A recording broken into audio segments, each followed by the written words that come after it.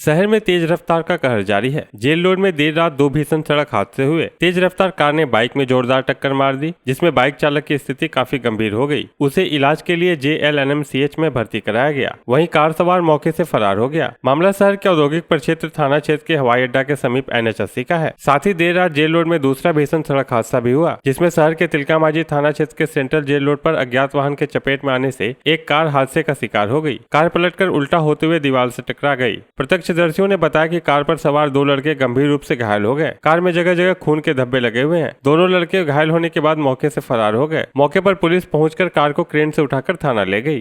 Four wheeler वाला जो है हाँ, सब भाग फोर व्हीलर तो लगी हुई है। हाँ, तो दूसरे फोर व्हीलर पे बैठ के भाग गया। अच्छा, और फोर व्हीलर जो है DL नंबर है। अच्छा, ये DL नंबर है।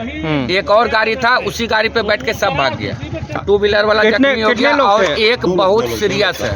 अच्छा, टू व्हीलर पे कितना लोग थे? दो लोग, एक सीरियस है और एक जख्मी है। हाँ, एक जख्मी है।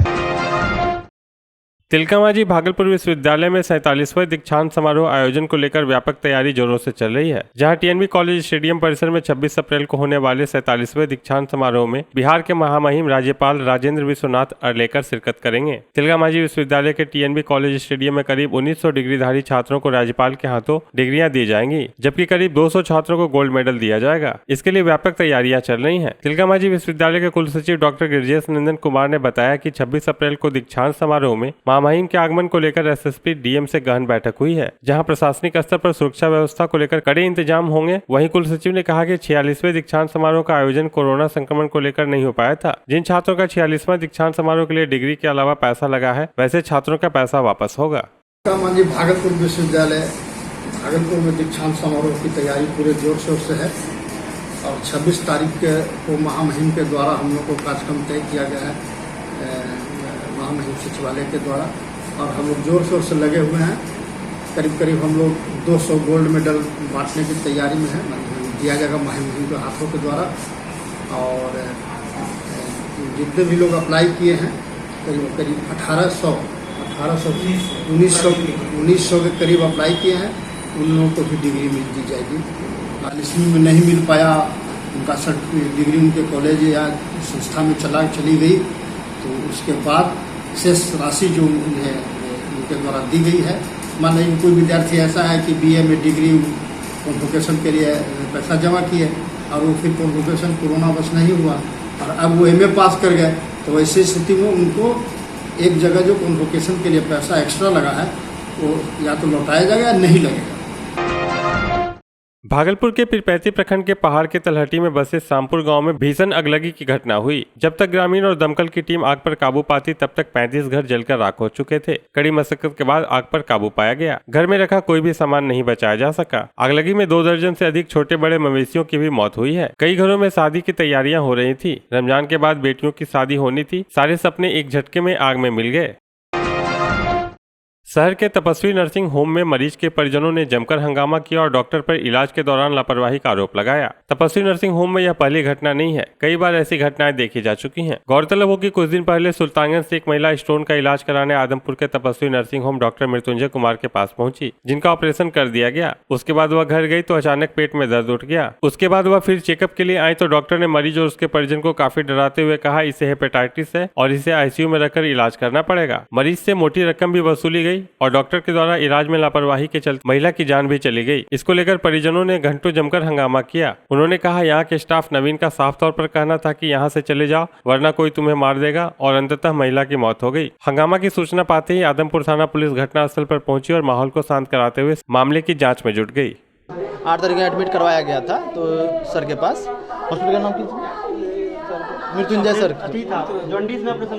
जॉन्डिस निकला था हल्का सा, बट उसके बाद ऑपरेशन कर दिया गया। ठीक है, उनका डिस्चार्ज हो गया 5 दिन के बाद। अच्छा, सब चीज़ ठीक था, सब नॉर्मल थी। घर गई, फिर पेट में दर्द उठ गया, तो जब यहाँ वापस आया चेकअप फिर से हुआ तो बोला कि इसको हेपेटाइटिस है। एपेंडाइटिस हो गया, जो बहुत बड़ा रोग है।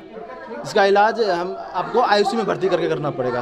तो हम लोग ने कहा ठीक है, ICU का चार्ज बताया गया कि डेली आपको 10,000 रुपये अप्रोक्स लगेगा और आपको एडमिट रहेगा। तो एडमिट हुआ गया, हम लोगों को लगा 2 दिन का ठीक था, परसों एडमिट करवाए हम लोग। परसों भी ठीक था, कल भी ठीक थी। तो शाम को क्या हुआ, उसको टॉर्चर किया गया है। तो क्या टॉर्चर किया गया है, उसको बोला गया है कि तुम न अपने बेटा सबको बोल दो कि मार देगा, यहाँ सब बदमाश लग गया है, और वो बोली ही बात।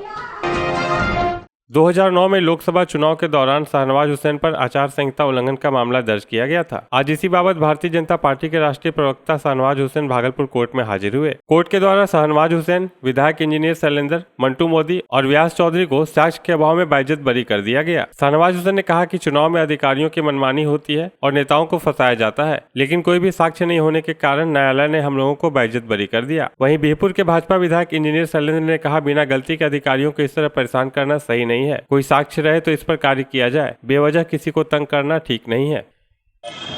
मानहानि भी हुई, अदालत में आ रहे हैं, खड़े हो रहे हैं, कितना मानहानि होता है और बिला वजह क्यों होता है। तो माननीय अदालत ने बिहार सरकार का कोई साक्ष्य नहीं मिला, आइंदा संदेश जाना चाहिए। राजनेताओं को जो चुनाव मॉडल कोड लगने के बाद अधिकारी परेशान करते हैं, उसका भी कोई ना कोई मॉडल बनना चाहिए। आसान हो सकता है लेकिन पराजित नहीं। आचार संहिता लगने के बाद सरकारी अधिकारी के द्वारा जिस तरह ये केस किया गया बिना वजह का, आज हमारे कोर्ट ने, माननीय जज साहब ने हम लोग को बरी किया है। बिहार के मोतिहारी में जहरीली शराब से लगातार हो रही मौतों पर कांग्रेस विधानमंडल दल के नेता ने अपने ही सरकार के शासन प्रशासन पर सवाल खड़े कर दिए। अजीत शर्मा ने कहा कि इतनी शराब बिहार में आ कहां से रही है, इसकी जांच होनी चाहिए। प्रशासन के उच्च अधिकारी क्या कर रहे हैं? पदाधिकारी और माफियाओं के मिलीभगत से ये काम हो रहा है। सिपाही चौकीदारों पर कार्रवाई कर दी जाती है। पदाधिकारी माफियाओं के गठजोड़ की जाँच होनी चाहिए। वहीं भागलपुर पहुंचे भाजपा के राष्ट्रीय प्रवक्ता सैयद शाहनवाज हुसैन ने बिहार सरकार के द्वारा शराब पीकर मृत होने वाले व्यक्ति को मुआवजा दिए जाने पर कहा कि सरकार देर से आई पर दुरुस्त आई। कि शराब, आखिर जहरीली शराब जो बन रही है, तो प्रशासन के जो उच्च पदाधिकारी कर क्या रहे हैं। बाहर से शराब आ रहा है, ये सब लोग को पता है। बिना माफिया और बिना पदाधिकारी मिले वो शराब तो आ नहीं सकता, जहरीली शराब बन नहीं सकता। तो मैं आपके माध्यम से माननीय मुख्यमंत्री से आग्रह करूंगा, निश्चित तौर पर कार्रवाई होती है चौकीदार पे। माननीय मुख्यमंत्री ने आदेश दिया था कि जो थानेदार जिस थाने में घटना घटेगी उसे 10 साल तक उसको थाना का अध्यक्ष नहीं बनाया जाएगा, थाना प्रभारी, और साथ ही साथ उसको तत्काल वहां से निलंबित कर दिया जाएगा। शराबबंदी के पक्ष में है, नशा मुक्त बिहार हो इसके पक्ष में है बीजेपी, लेकिन सरकारी विफलता के वजह से जो जहरीली शराब बिहार में पहुंच जाती है तो जिम्मेदार पीने वाले की तो जान चली जाती है, और जो पिलवाता है उसका क्या होगा, उसके बारे में भी विचार कर। तिलका मांझी भागलपुर विश्वविद्यालय बीसीए के छात्र परीक्षा फॉर्म भरने को लेकर धरने पर बैठ गए। बीसीए 6 सेमेस्टर के छात्र का आरोप है कि तिलका मांझी भागलपुर विश्वविद्यालय 1, 2, 3, 4 का परीक्षा परिणाम घोषित नहीं किया है और परीक्षा फॉर्म आवेदन भरने को लेकर तिथि घोषित कर दिया गया है। वहीं 6 सेमेस्टर वाले बीसीए के छात्रों को विश्वविद्यालय रेगुलेशन कहकर परीक्षा फॉर्म भरने नहीं दिया जा रहा है, जबकि पिछले साल प्रमोटेड छात्रों को भी परीक्षा फॉर्म भरने का अनुमति मिला हुआ था, लेकिन हम लोगों को इस बार फॉर्म भरने से वंचित किया जा रहा है, जिसको लेकर हम सभी बीसीए के छात्र परीक्षा नियंत्रक के प्रवेश द्वार पर धरना पर बैठेंगे, अन्यथा हम लोगों को भी परीक्षा फॉर्म भरने की अनुमति देनी होगी। बीसीए 6 सेमेस्टर के स्टूडेंट हैं और सर हम लोगों का सर सेमेस्टर 2 और उसका रिजल्ट अभी तक नहीं दिया है, जिसके कारण हम लोग फॉर्म नहीं भर पा रहे हैं सर। 2 भी है, 3 भी है और 1 भी है, 4 भी है। इसका अभी तक रिजल्ट नहीं दिया गया, जिसके कारण हम लोग फॉर्म नहीं भर पा रहे हैं सर। हम लोग 19-22 सेशन के स्टूडेंट है सर। काल का समय था सर, उससे पहले भी तो भरने दिया गया है। आज सर बीसीए यहाँ नहीं हो रहा है, उससे पहले सर उसको दिया गया है। 2017 वाला सेशन का जो था स्टूडेंट, उसको फॉर्म भरने दिया गया है।